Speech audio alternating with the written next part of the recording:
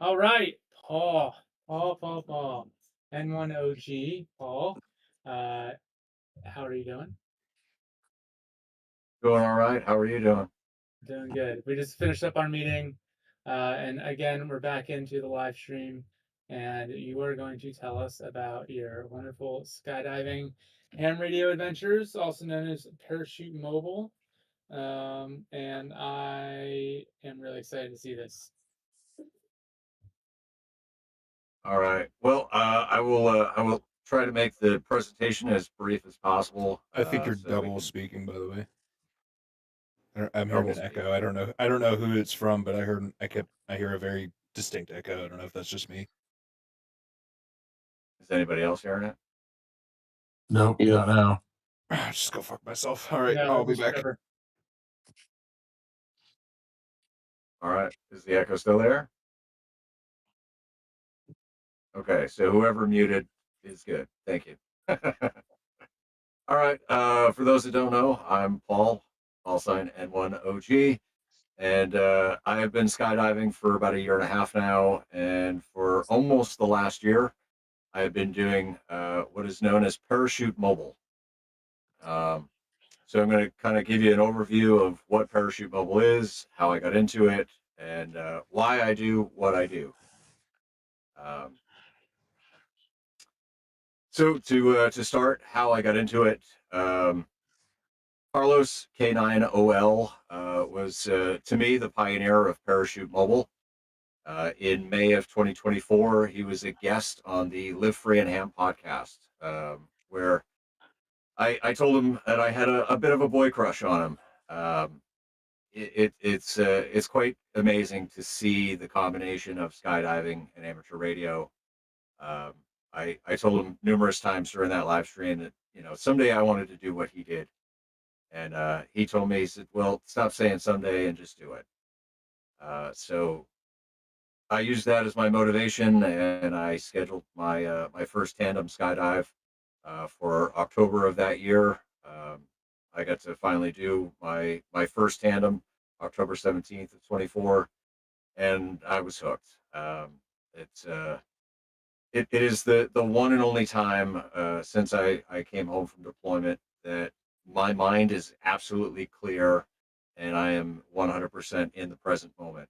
Um, so that being said, I obviously wanted to do it a lot more. Um, Combining radio and skydiving came a little bit further down in my progression. But what is Parachute Mobile and why do I do it? So Parachute Mobile is amateur radio operations while underneath an open parachute. Obviously, trying to talk during free fall would be near impossible. You're anywhere from 120 to 150 miles an hour during free fall. Under canopy, your descent rate is much slower, and so it gives you a little bit more time to get the radio set up and play around with it. Um, why do I do it? So number one, it's a ton of fun. It combines the piece of flying under canopy with my love for radio and making contacts with my radio. And I treat every jump as an experiment. I'm always trying to learn. How does the antenna that I'm using on my HT propagate in the air versus on the ground? Because it's very different. Um, I think that another reason that I really enjoy it is seeing the excitement others get from seeing what we're doing, especially the kids. Long term, down the road, I want to eventually develop an HF parachute mobile setup. Um, there's a lot more involved with HF, obviously, because I'd be trailing a 33-foot antenna behind me, so that offers different complications that I'm just not 100% ready for in this moment. But that's on the list for next year. All right. So how a parachute mobile jump works, and this is basically from pre-flight to going up to altitude and doing the full jump. I begin by trying to plan out the frequency. It's much easier to do on VHF, UHF, because you don't have to deal with the DX contacts. So most of the time, I'm using 146.52.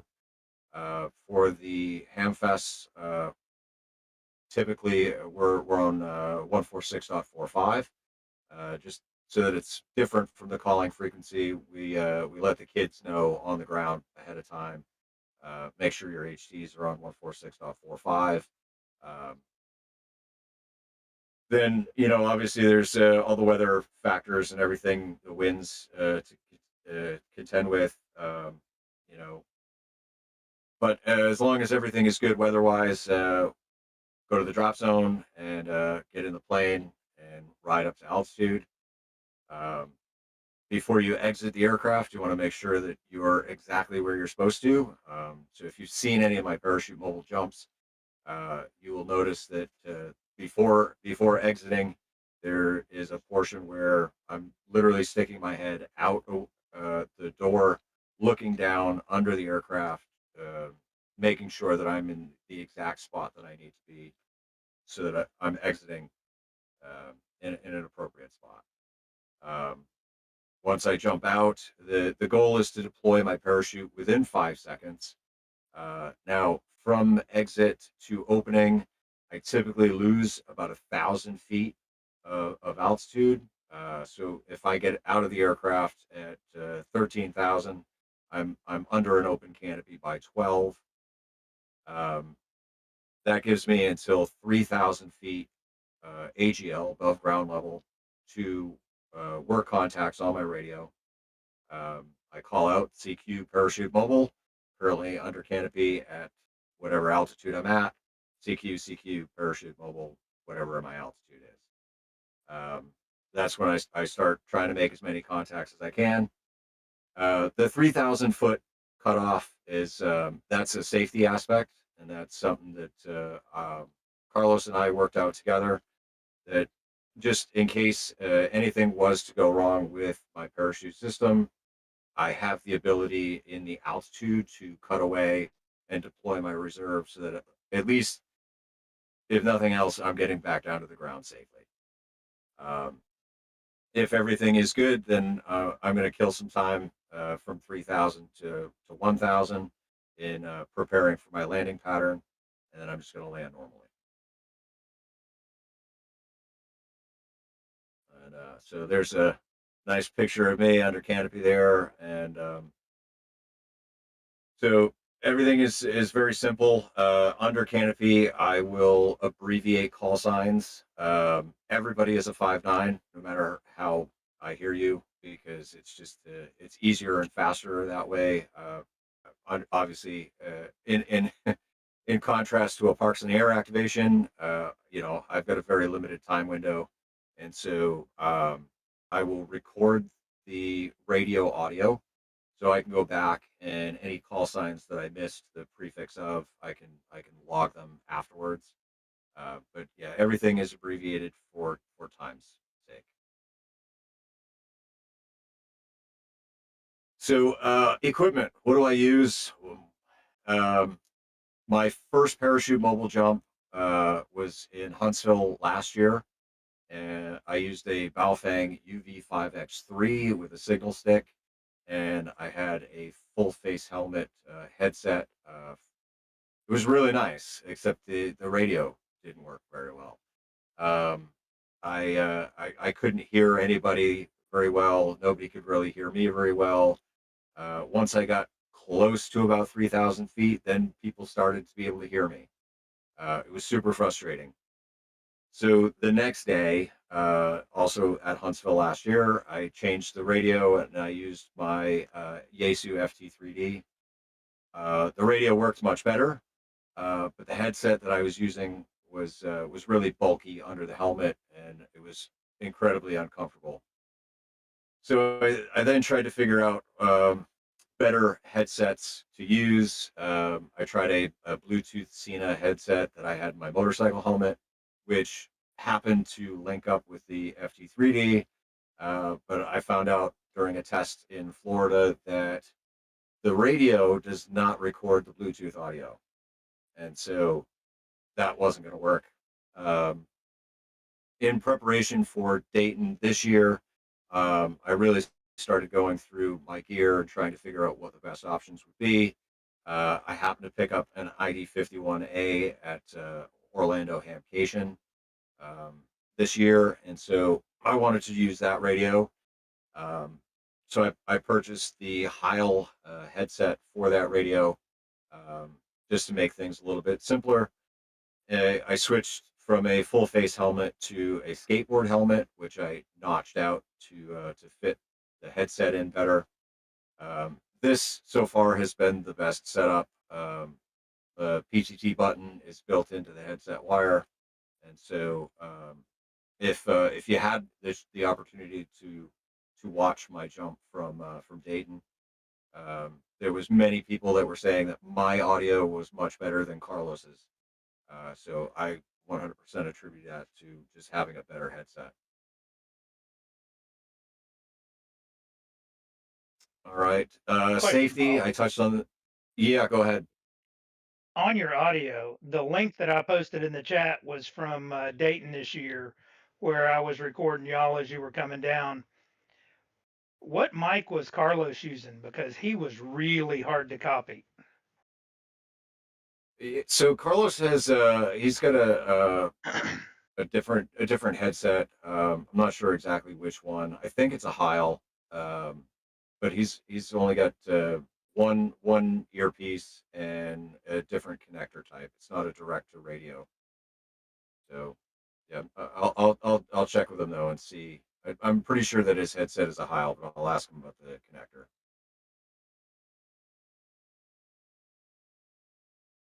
All right, so safety, right? So I touched on safety a bit earlier, but obviously, skydiving is a dangerous activity, so safety is, paramount, right? The radio creates an extra level of complexity, um, and so the biggest concerns with skydiving is the distraction of the radio, and then obviously snag hazards as the canopy is opening.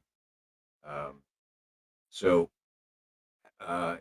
making sure that any extra gear that I'm using or bringing with me on the skydive is manageable and it's not going to create an unnecessary safety risk.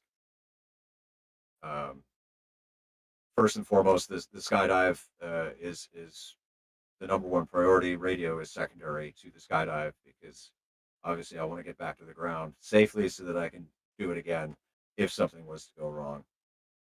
Um, just one little correlation here. We have regulations as skydivers, and so one of those rules is that anything extra like a GoPro, um, they say you have to have a minimum of 50 jumps with the same parachute equipment, and they recommend 200. As of right now, I'm up to 107. So, numbers wise, right? I'm not where the rules and regulations are freely allowing me to experiment and play with different equipment. Um, but there are these people called safety and training advisors who can approve skydive with different equipment, which obviously was the case with Dayton, because not only did I jump with the radio, but I also jumped with the camera.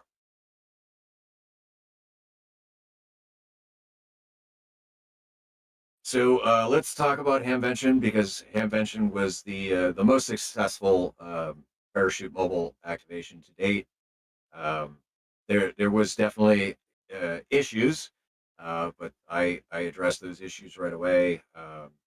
So being of the military mindset, combat deployed, we have a certain way about us to remain calm under pressure.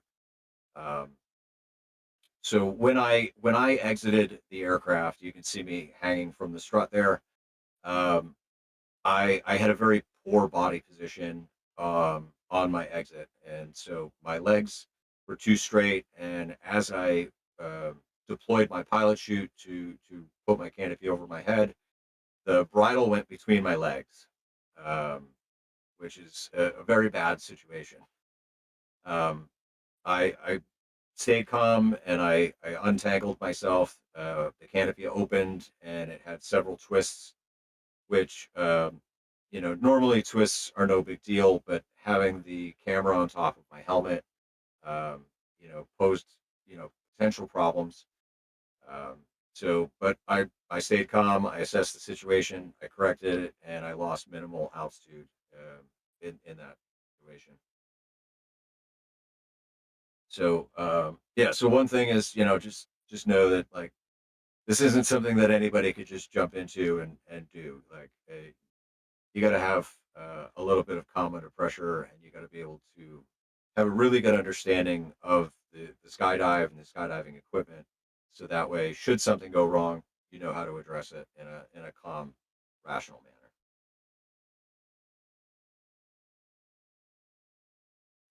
So I touched on Huntsville a little bit here. Here's some pictures from Huntsville last year. This was day two. Day one, that video will never go public because we technically shouldn't have jumped to begin with. Um, it was a jump where we were very very tight with cloud clearances. We ended up getting rained on because there was a thunderstorm that moved in just as we had gotten our canopies open. Um, but so day two was sunny and it was very nice. You see me there in the first picture with my full face helmet, and that was that was a very uncomfortable skydive with a bulky Yaesu headset stuffed inside that helmet. Um, but I made 17 contacts on that jump. It was mostly all ham tubers on 146.45. But the big win out of Huntsville was proof of concept. Um, it worked. I was able to successfully make contacts under canopy, and that just fueled my drive to continue doing this. Which takes us again to hamvention and why I really love doing this. Seeing the kids' excitement. I was fortunate enough to get ground video of the kids. We had a forum discussion with the kids on Saturday at Dayton, where we got to kind of tell the kids about Parachute Mobile and what it was about, and what we were doing, and why we were doing it, and explaining our equipment. Um, so it was great to hear, even the children that needed help getting the phonetics of the call signs, just that little bit of encouragement from the sky, light up their faces. It just made the jump 1,000 times better than it was normally. Um, so yeah, so there's always going to be one jump specifically for the kids. If we can make more than one jump, then obviously we will.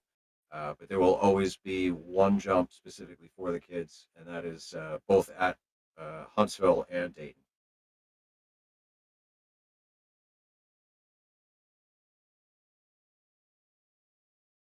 All right, and so here's my HF concept, and this is kind of why I was saying that HF will add a whole lot of extra complications to things because I'm going to need a waist bag that I can hold the radio, the battery, the coax, the antenna, and everything in it.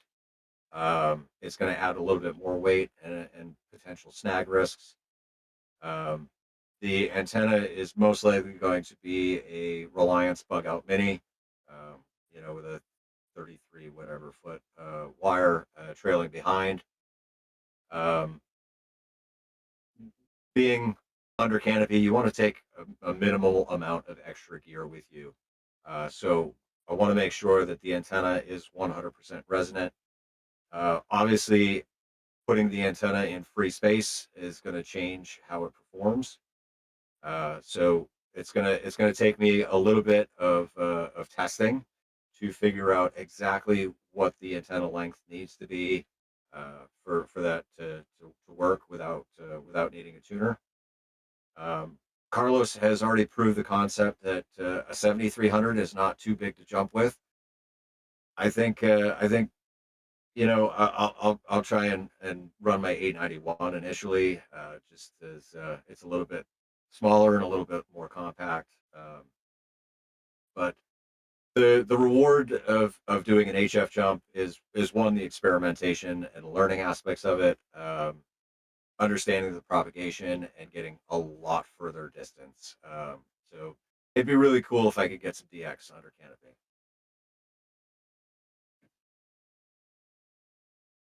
And so, just to kind of wrap things up here, so Parachute Mobile is about combining skill, risk management, and curiosity. The contacts are the fun part, but the preparation and planning is what makes it all possible, and having that safety mindset. And so, with that, I will take whatever questions that you got. Ooh, pick me. Go ahead. So one thing you mentioned is you like testing out different antennas and stuff like that when you do your jumps. What kind of results are you seeing?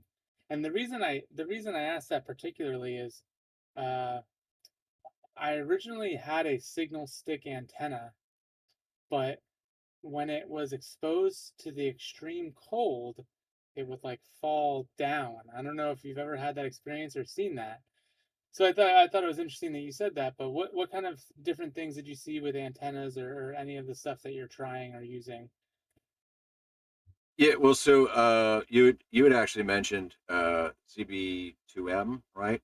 Um, and I actually switched to his antenna from the signal stick just because it's a better constructed antenna. It doesn't hold its shape like a signal stick does. Um, and so, I mean, we all know, right, on the ground, when you're using an HT, you want to keep the antenna vertical, but vertical doesn't work in the sky.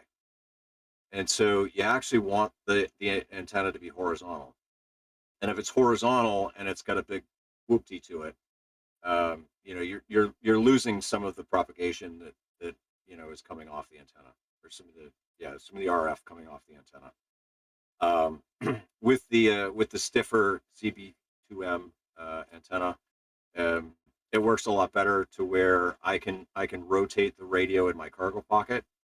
I can sit in my harness, and the antenna is naturally in a horizontal position, and so I don't have to mess with it.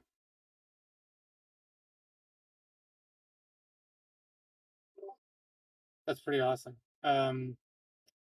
Another question is when you when you do your logs, is there anything to I guess I've never looked at a like an ADIF file. Is there anything to designate, or where do you even put as your location?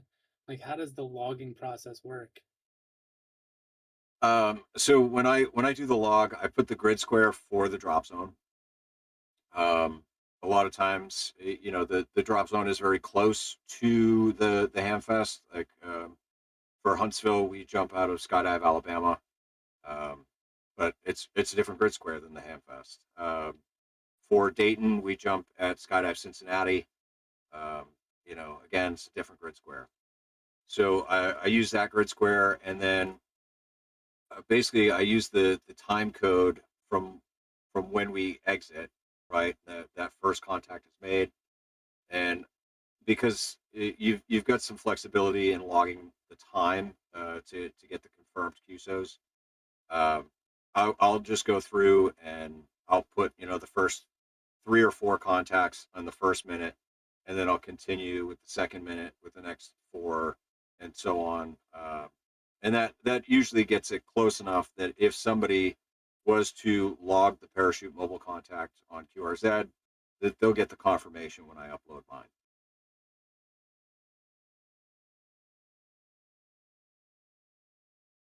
And then the last thing is, have you considered falling over a park and then activating that park if you're technically within the land perimeter? I mean, it doesn't necessarily say, like, it says you have to be in the park, but what is in the park really mean, you know? I mean, the park doesn't own the airspace, does it? So, you know, But who does own the airspace, you know? the God. God. FAA. So it's actually interesting that you bring that up, because in Florida, one of the drop zones that I was at when I was doing some testing, there is a POTA park designated that is just outside of the airfield. Um, I can have enough time to fly over that park, and I could do parks on the air there. Most drop zones do not have that luxury of having a park so close, and so it would require extra permissions from the FAA to land at a different location than where I'm taking off.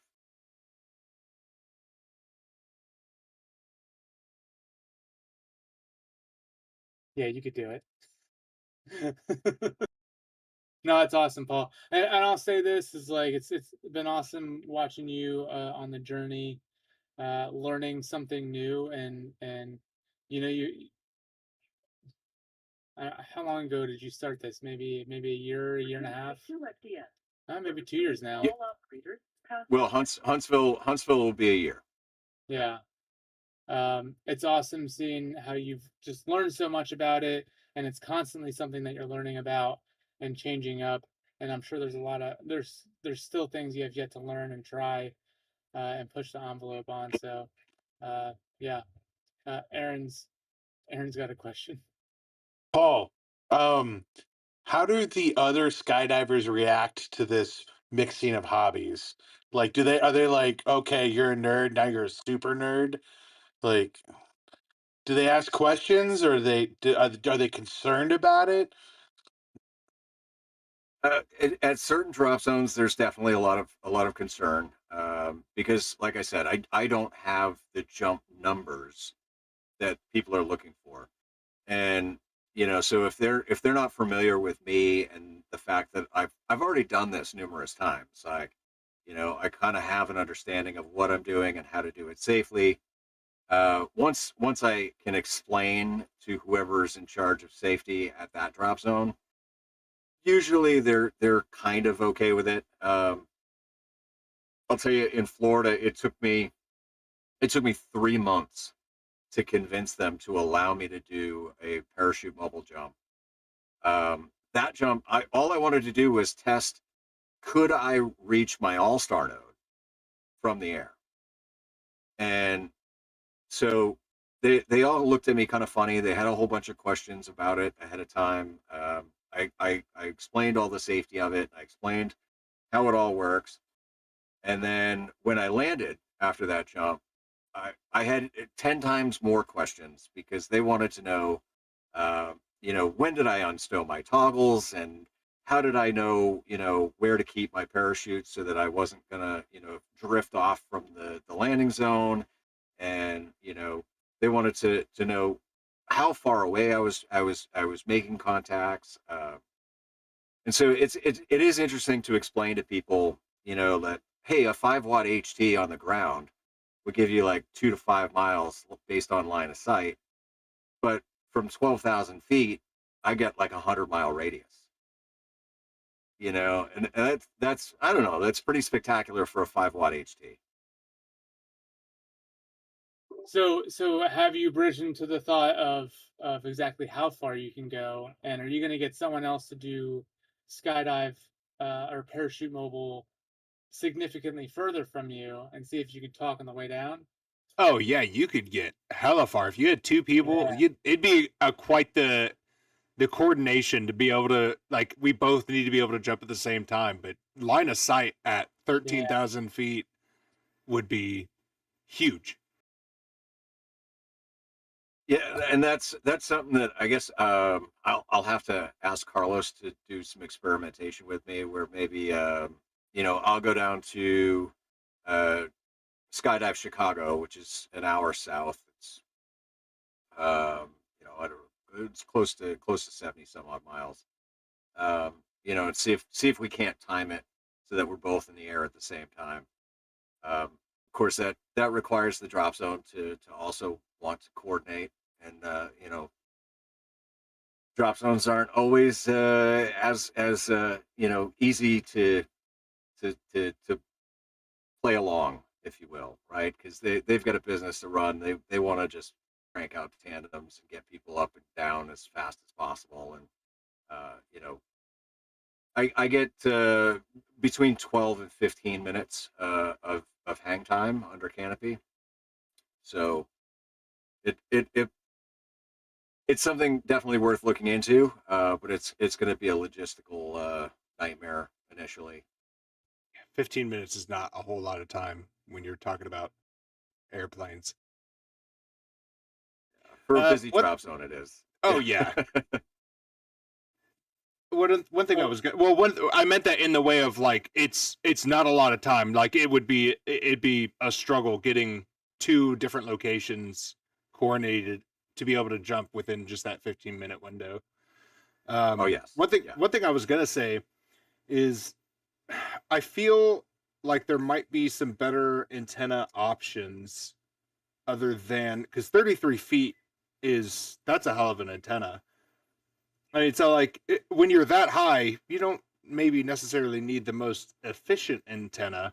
I mean, how you look at the one that's on my car, that's a 5-foot radiating element. It's a hell of a loading coil, right? But like you can get small loading coil stuff like that might be able to shorten that length and make things a bit more manageable, because 33 feet trailing behind you it's a bit of a mess waiting to happen to an extent. But I don't know. I think maybe getting like a small loading coil. It's also the fact of like you won't have a counterpoise, and I've run a similar setup without counterpoises anyways, so there might be some more space management friendly.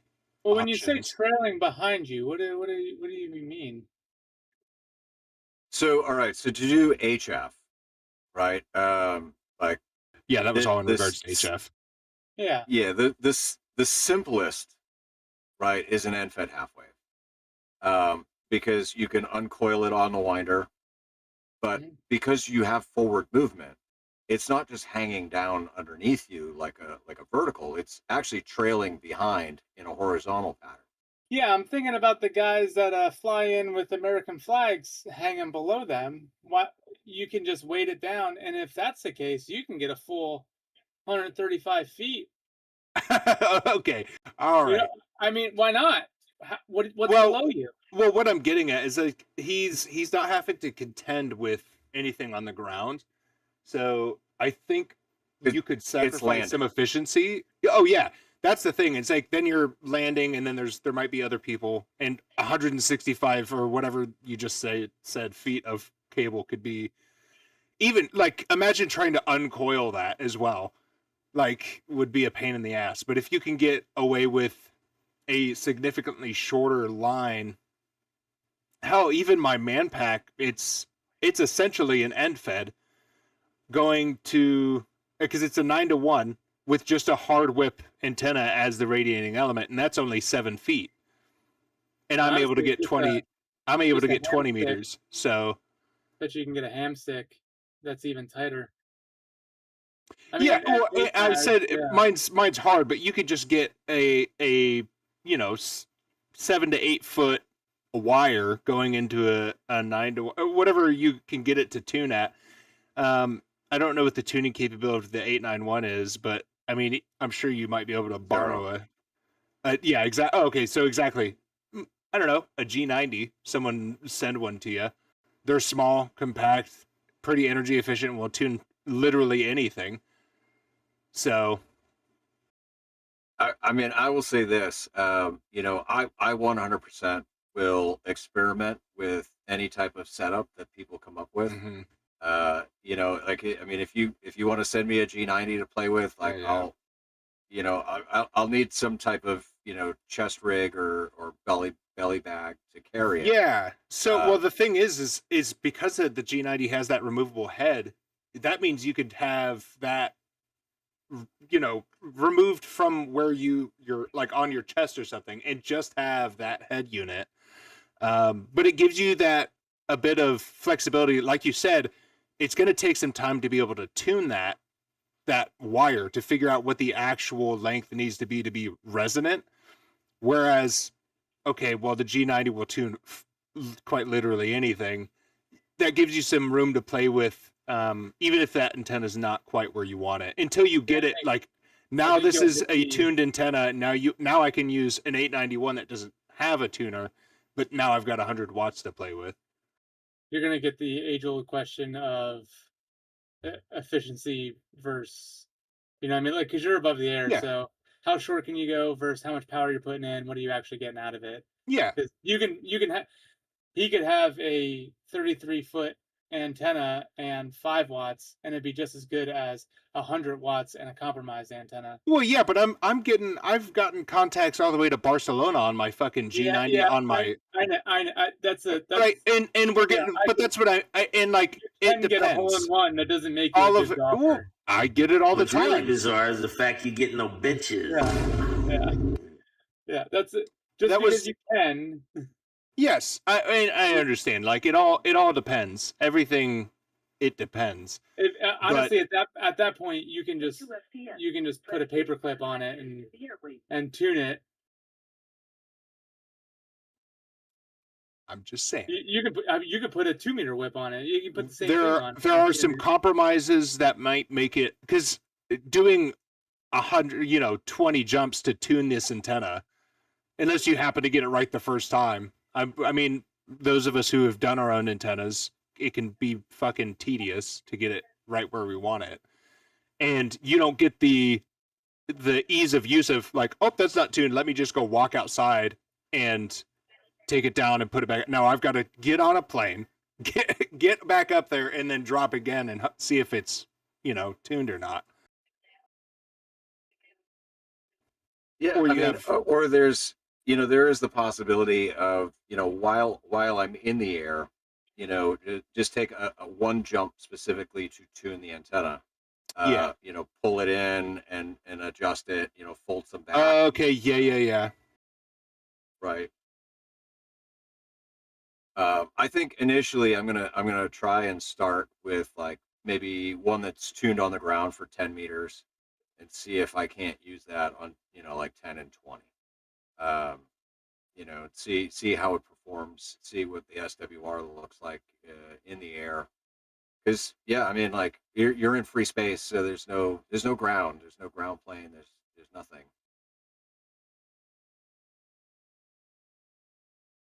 Just turn the canopy into your ground plane. Just put a bunch of thin silver line in it.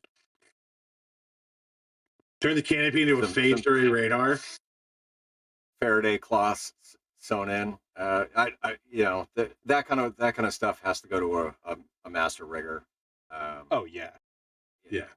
Well, that's what I was talking about. Like, if you could feasibly get, like we talked about that paracord that's able to be used as a radiating element.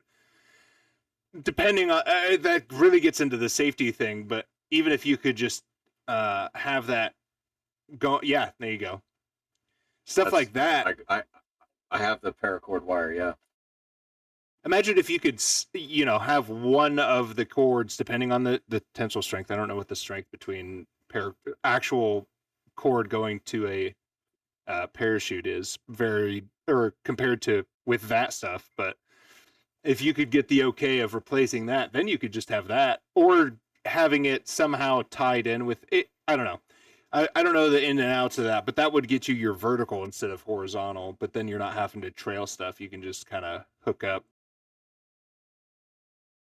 Yeah, I mean, it would definitely be interesting to see if if I couldn't have like a paracord in connected to one of my lines, like like heat shrink it, because I don't want to. Yeah, I don't want to try and replace a line. Yeah.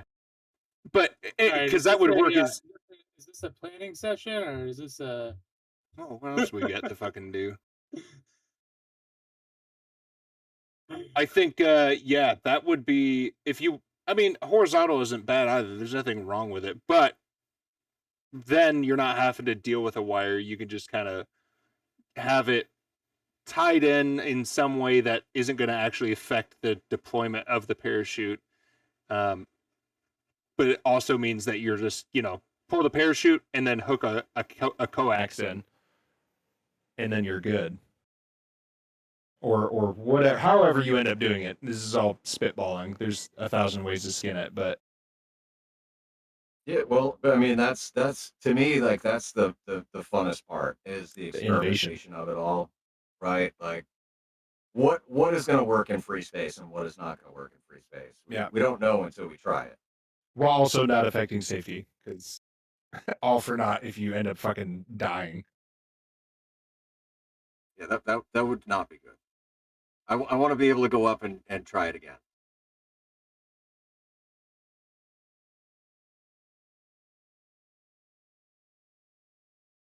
Sorry, I'm away. Any other questions or anything? Powder coating weights. So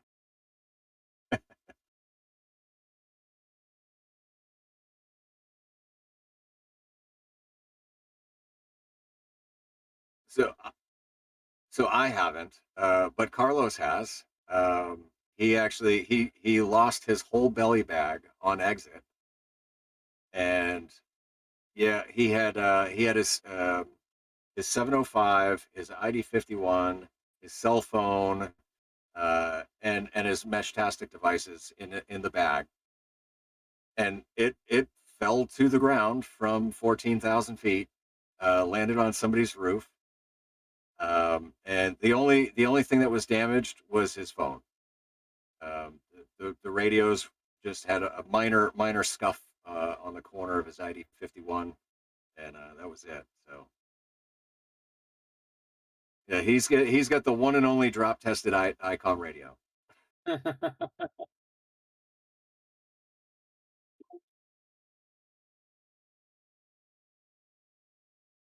That's hilarious. He should did he send it back to ICOM? He should let him know. So actually, Ray wanted to buy it and he refused because yeah, it's his radio and he didn't want to. That's hilarious. Well, if there are no more questions, Paul, I want to thank you for doing this. Well, where are you at right now? Where are you jumping at right now? And when's the next time you're jumping? So I'm currently at Chicagoland Skydiving Center in Rochelle, Illinois. I'm working at the drop zone part time, which is just funding more jumps. But I'm jumping here regularly. Trying to increase my skills and my abilities.